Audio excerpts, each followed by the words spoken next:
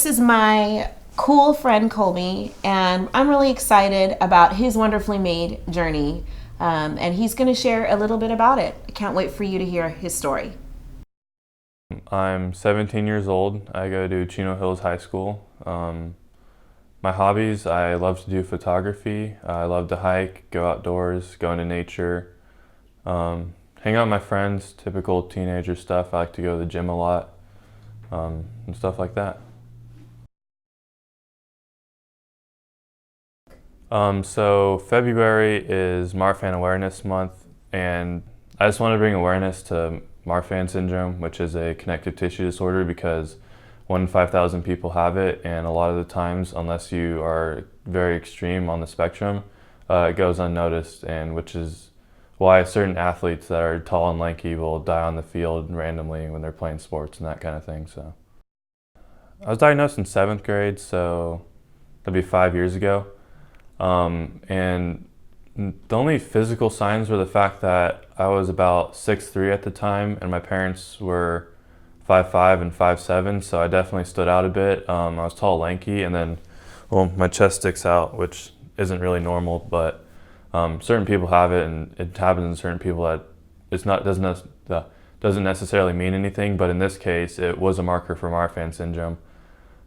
We didn't really know about it until my uncle had a stroke, and he's tall and lanky too, but they tested him for Marfan syndrome and he didn't end up having it.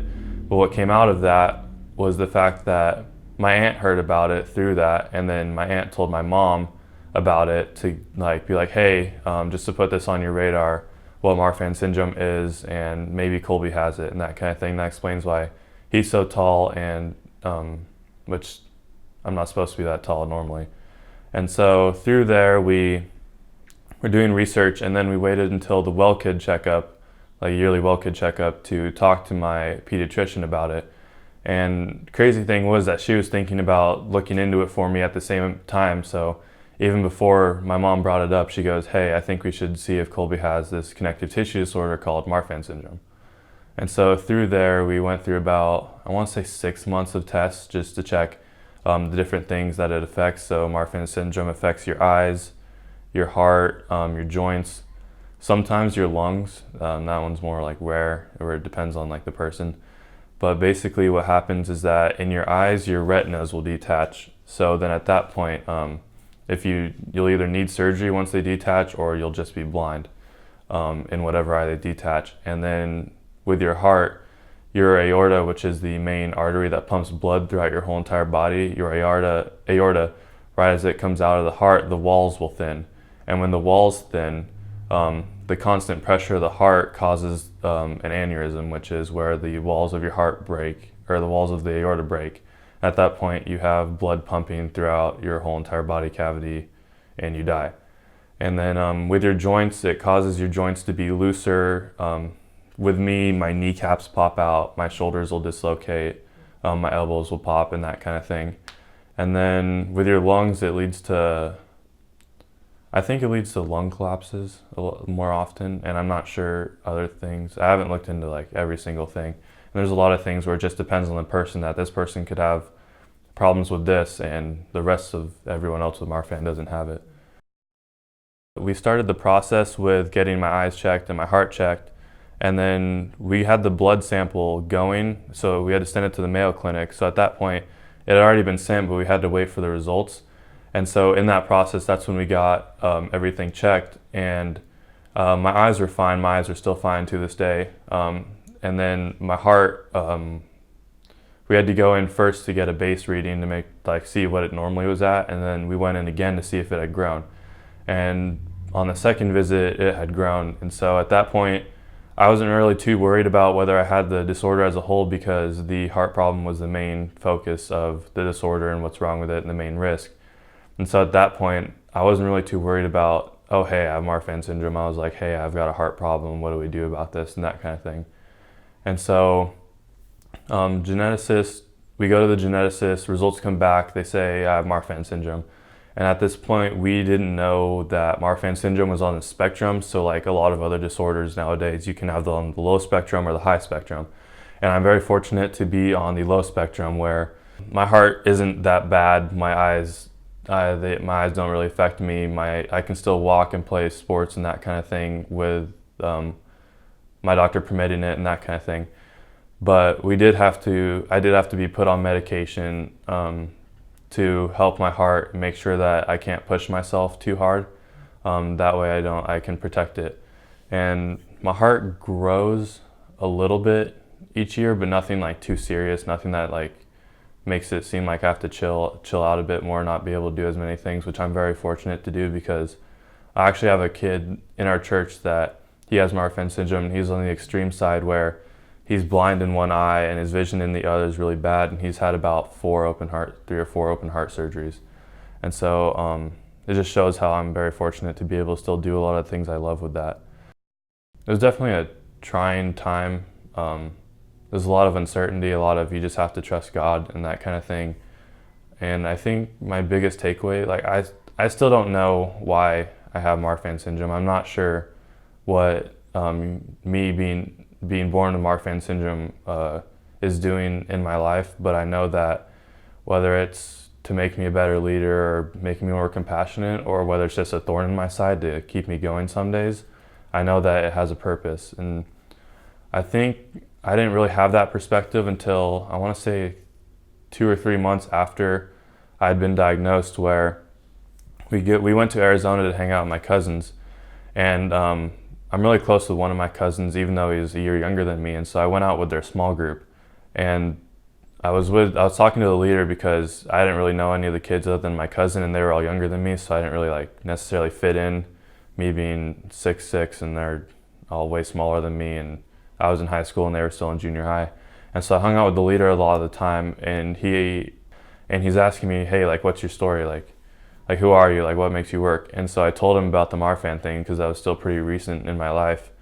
And at that point he goes, hey, like, you could really use this as your testimony. Like, you can really impact people and tell them about this. It's a super cool story to hear and that kind of thing. And like, as time goes on, things are going to change. You're going to encounter more problems, but you can always use this to point towards God. And so I think that was probably the biggest eye-opening event, like with the whole Marfan thing, is how can I use this to point towards God and that kind of thing. Last year at winter camp, I was with my church and my small group leaders, and I straight up was like, I don't know why God did this, and I don't know if I'm ever going to know without someone pointing it out to me. And one of my leaders said, hey, because one of my leaders, his brother-in-law has it, and so he knows a lot about it, but he said, hey, like, I think God just did it to be a thorn in your side. Like, I think it's just your struggle, but it brings you closer to God. And then one of my other leaders said, I think it makes you a better leader. But either way, I know that I can't definitively say what it is, but I know that God's using me at some point with that. And I've seen God use Marfan Syndrome in other people's lives. There's a guy named Austin Carlisle. He used to sing for the band Of Mice and Men. He had to stop because not necessarily his heart was the problem, but his brainstem would leak brain fluid and spinal fluid all throughout his body. And so I think this past year he spent like maybe half the year in the hospital getting operated on time and time again. And through that, he actually met his wife, who was there at the same time, and that kind of thing. And he's used the whole entire thing. He got closer to God. He got baptized. And so it's crazy how God can use these things that seem so trying to be able to help others and bring them closer to Him.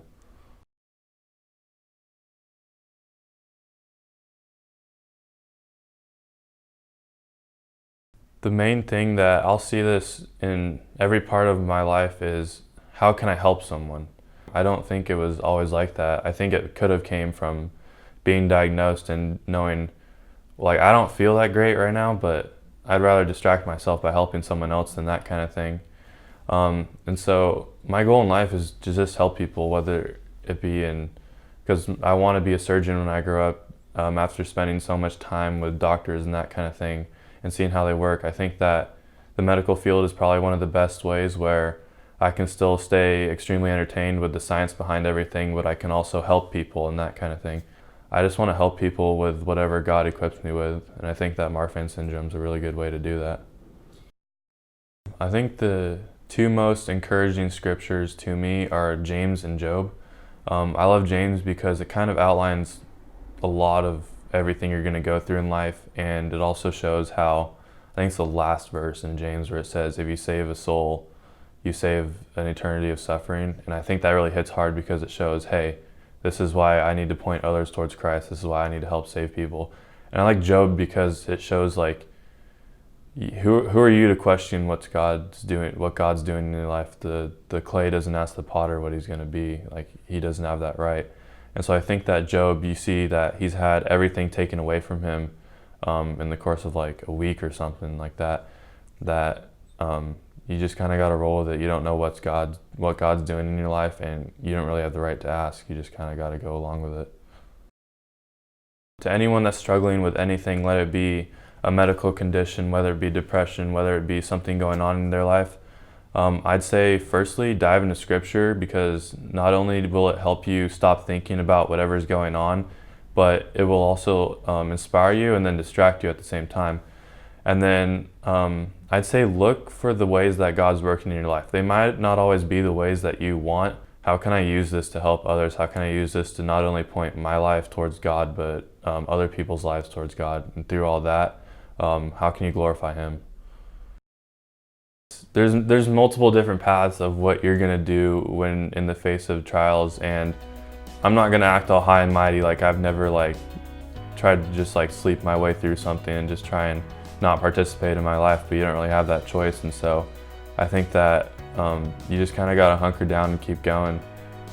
Whether anything in life, you just kind of got to keep pushing and know that God's bigger than everything that is in your life, and He has the power to get you through it.